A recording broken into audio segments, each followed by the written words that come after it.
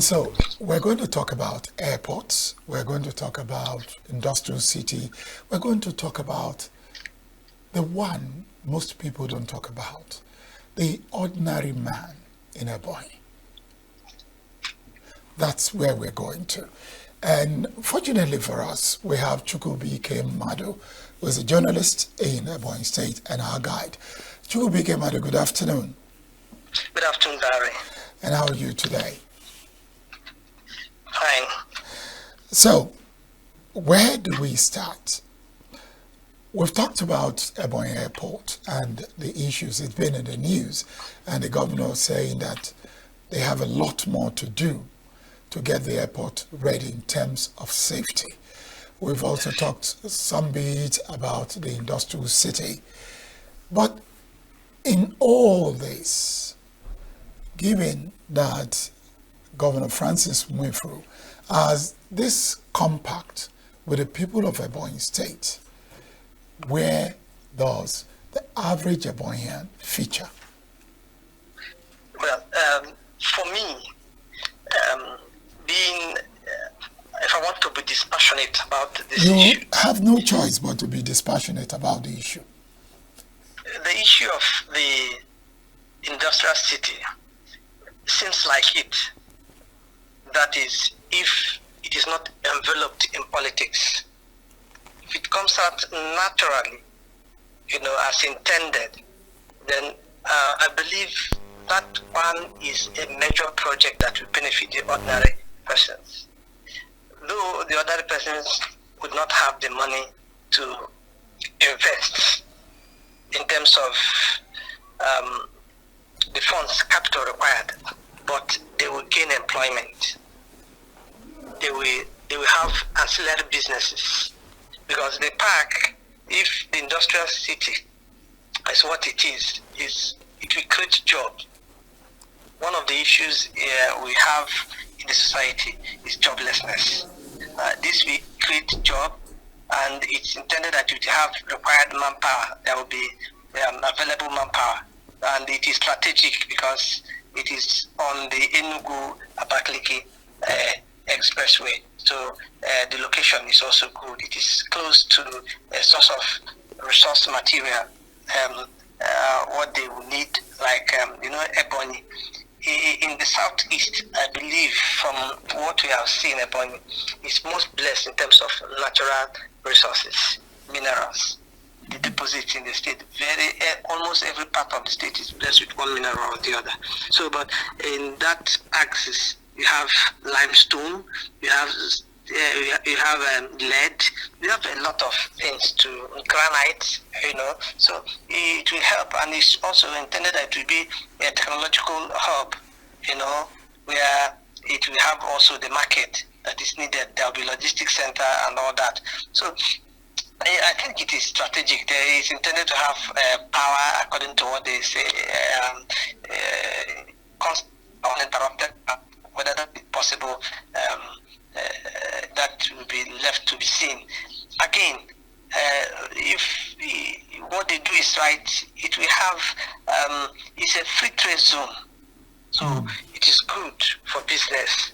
And I believe the ordinary Ebonyi man, from construction of the park, the industrial city, from its construction, average Ebonyi person will benefit from it.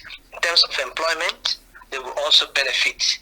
In terms of other ancillary businesses that will spring up when fully completed and inaugurated and put to use, people will benefit. That is what I think. I think that is what we need. In terms of conception, we need things that will create jobs. A lot of young people are into dubious, corrupt things, heinous crimes, and we need industries. We need employment to take them off the streets, take them off crime. So if the government is serious with this project, I think it will get the kudos that people would need to give to it. Yeah, Chukwubuike, thanks for this insight. Now, you know that one issue in Ebonyi State is the issue of, they're everywhere, not just only in the southeast, but issue of daily paid workers, Obon. Yes. Now, is it possible to take these people and then retrain them as part of a conceptual stage of the industrial city? Well, I don't know, because one of the issues... You remember he did say it's going to be an industrial hub. Yes, one of the issues here is that those people, a lot of people that are into Obomanu are not these very young people. They are not these very young people. So training them, I don't know how feasible it would be. A lot of them are aged. A lot of them may have one difficulty or the other, but they still have some young people amongst them that can be trained.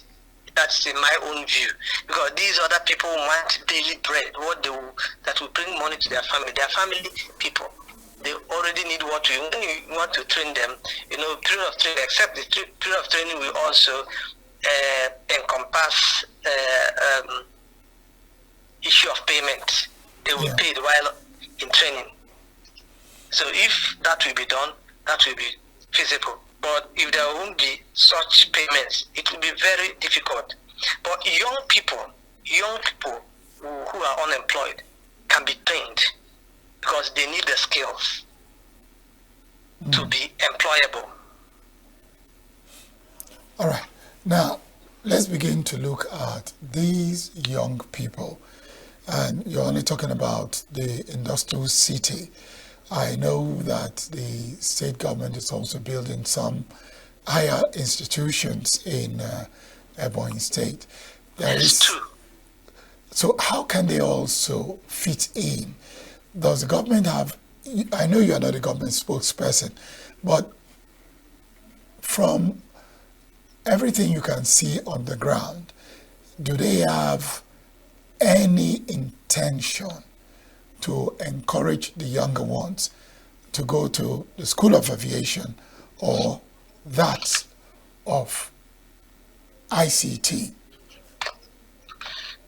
Well, to ideation is one thing, and practicability of the idea is another.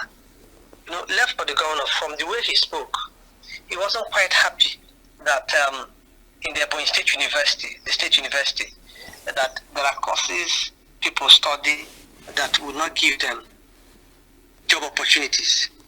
So the governor has directed them that let them think of courses where people will go through and be employed, instead of doing one course and being employed becomes very difficult. That is, you can't practice what you have studied, or what you have studied is just abstract.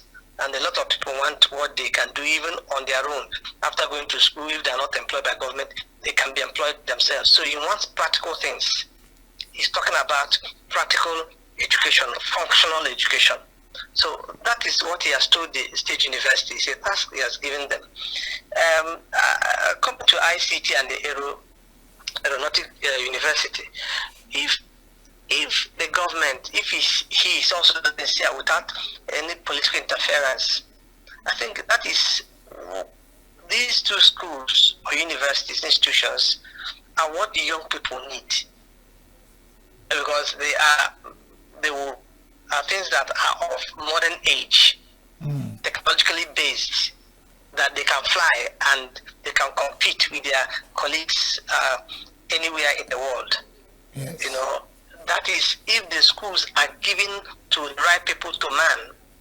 Because what I see often is government has good ideas, but the politics is bad, and it's affecting the smooth operational realization of the dream.